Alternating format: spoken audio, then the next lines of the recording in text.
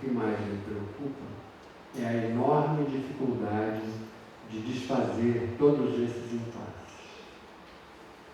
O que há de comum entre esses três processos? Mais decisões políticas, concentração de renda e poder e desregulação da economia. O prevalecimento dos interesses particulares e específicos sobre o interesse público e o bem comum. A colocação do foco de atenção apenas no curto prazo, orientado para tirar o maior proveito possível, no menor tempo possível, do que quer que seja. Um voto, uma compra, um fechar de olhos. Ninguém que não faça parte do 1% mais rico gosta disso que está acontecendo. Mas eu creio que as pessoas, em geral, preferem não prestar muita atenção para não se angustiarem. Voltando à política, nós, hoje, somos muito mais individualistas do que éramos uma geração atrás. Perdemos a fé nos partidos e nos políticos em geral. O que significa isso? Que perdemos a fé no sistema de representação política da sociedade civil? Na democracia representativa?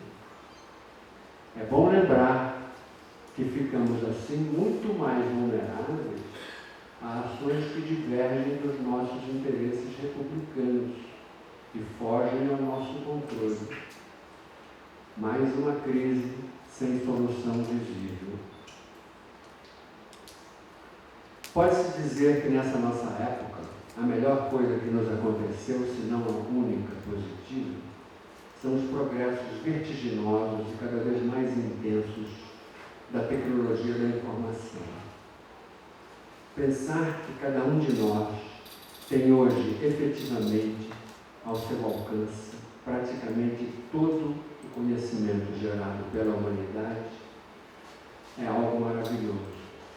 Vivemos um momento de desenvolvimento espetacular, cujas projeções futuras são arrepiantes. A internet tornou-se indispensável a todos nós. Não podemos viver sem ela. Se uma ação coordenada de hackers puder um dia detonar a internet, globalmente e por um tempo longo, provavelmente mais de 1 bilhão de pessoas morreriam. A sua amplitude na internet, a sua agilidade, a sua riqueza de informações constitui um patrimônio da humanidade, e num sentido bem literal. Ela é o cérebro da Terra. Pois a internet vive uma discussão, uma luta pelo seu controle, que tem implicações concretas de vários tipos, filosóficos, políticos e econômicos. Não conheço os aspectos técnicos do palpite, deste assunto, e por isso não posso dar palpite. Mas estou entre os que desejam que a internet seja livre e gratuita para sempre. O Brasil, por decisão da nossa presidenta, vai apresentar o tema às Nações Unidas, em busca de um documento, um código, que defina como será o mecanismo de controle da internet e imponha limites às maneiras como esse poder será exercido. Creio que essa é uma discussão fascinante e, quem sabe, o nosso Congresso poderia refletir um pouco sobre ela. Temos diante de nós enormes desafios e talvez a possibilidade de vencê-los. Não sei se os seres humanos teremos capacidade organizativa suficiente para vencê-los sem passarmos nós também por grandes transformações sociais e políticas. O nosso planeta passa por um processo de transformação produzido pelo homem, que tem natureza assintótica. Explico-me. Quando ocorreu o Big Bang, a temperatura inicial do universo era a máxima possível, 10 elevado à potência 32 graus centígrados. Um número Imediatamente ela se precipitou em uma queda inicialmente muito próxima à vertical, que pouco a pouco foi se estabilizando até chegar a níveis próximos ao mínimo possível, 273 graus abaixo de zero. Por outro lado, o universo tinha, ao crescer, um tamanho virtualmente igual a zero e imediatamente se expandiu em uma ascensão inicialmente próxima à vertical, talvez com tendência ao infinito. Assíntotas são, portanto, curvas que se aproximam ou do crescimento tendencialmente infinito, a assíntota vertical, ou da estabilidade a um nível baixo, a assíntota horizontal. Na verdade, qualquer progressão geométrica ilimitada, assim como qualquer processo acumulativo ilimitado, é de natureza assintótica. Muitos desses processos acumulativos não são ilimitados. A lei de Moore, por exemplo, que tem uma razão de progressão extremamente rápida, tem o seu limite, que é a constituição física da matéria. Quando alcançarmos o nosso progresso, o nível mínimo determinado pelo tamanho das partículas elementares, não teremos mais como miniaturizar os circuitos e só poderemos desenvolvê-los aumentando o tamanho das máquinas e, consequentemente, o despejo de energia. Mas enquanto isso não acontecer, estaremos navegando em uma curva assintótica vertical. O que acontecerá quando a nossa capacidade computacional for 1000 vezes maior do que é hoje? Em 15 anos, talvez. Conseguiremos manter o passo e processar, em termos humanos, essa enorme quantidade de informação? Provavelmente teremos novas gerações de máquinas que serão capazes de processar e organizar as informações para nós. Hoje, nós já somos dependentes dos computadores que executam todos os nossos processos organizacionais. Mas a estrutura interna dos nossos computadores atuais ainda não é inteligente. E somos nós que temos a última palavra no desenvolvimento dos programas.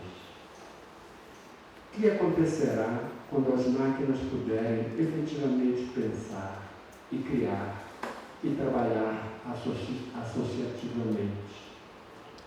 Se prosseguirmos na tendência assintótica o tempo suficiente, claramente seremos forçados a abdicar de fazer concorrência às máquinas e passar simplesmente a seguir as suas recomendações. Isso me dá um frio na espinha. O tempo de associação lógica dessas supermáquinas será claramente inalcançável para os seres humanos.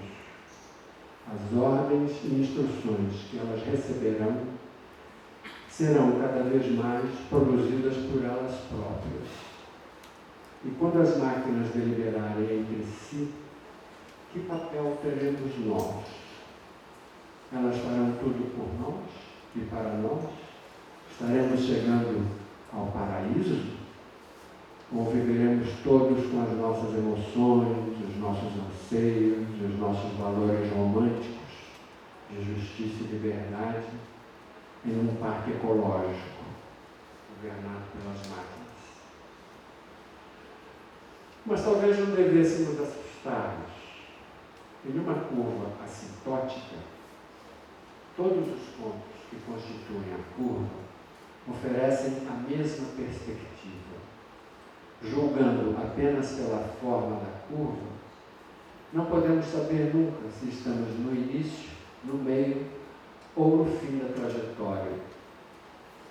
Em uma curva assintótica vertical ascendente, como esta que mencionamos, qualquer que seja o ponto em que estejamos, sempre teremos uma planície no passado e uma escalada cada vez mais íngreme no futuro.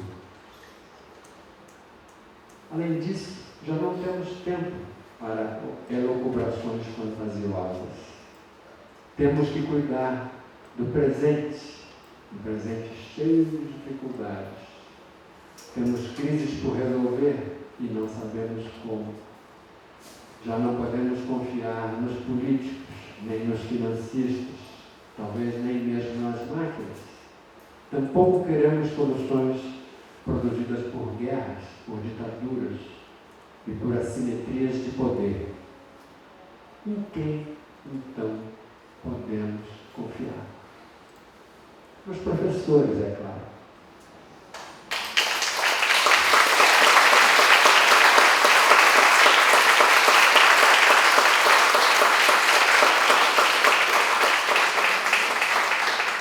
Obrigado.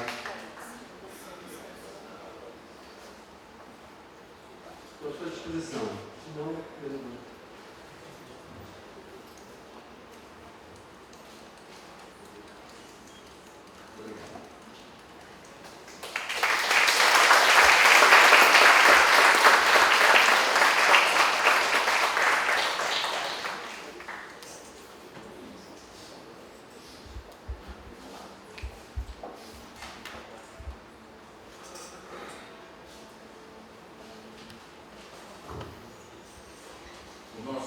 Sincero agradecimento ao embaixador José Viegas e só um aviso paroquial: os trabalhos começam amanhã no Centro Socioeconômico a partir das 9h01. A partir de agora será servido um coquetel. Mais uma vez, os nossos votos sinceros e uma boa estada conosco. Obrigado e uma boa noite.